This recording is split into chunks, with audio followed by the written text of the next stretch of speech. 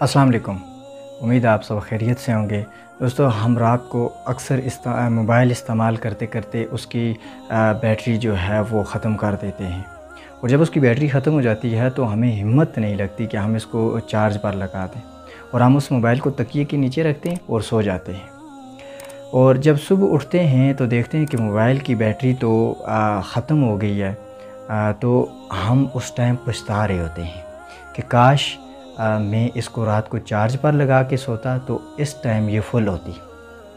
ज़रा गौर करें, ठीक इसी तरह एक दिन कब्र के अंदर हम लोग पछता रहे होंगे कि काश हमें वक्त मिला था, उसको गनीमत जानते, उसको हम अपने फ़ायदे के लिए, इबादत के लिए हम इस्तेमाल करते, खैर के कामों में हम इस्तेमाल करते।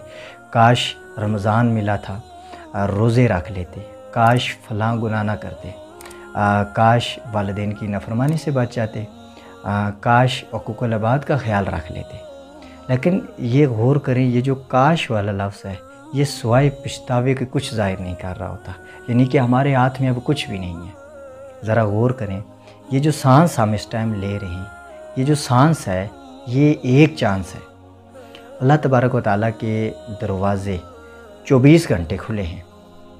इसमें हम अल्लाह की तरफ रुजू करें और अपने साबका जो गुनाह हैं उन पर हम इस्तग़फ़ार करें और आइंदा गुनाह न करने का पुख्ता इरादा करें, पुख्ता अज़्म करें।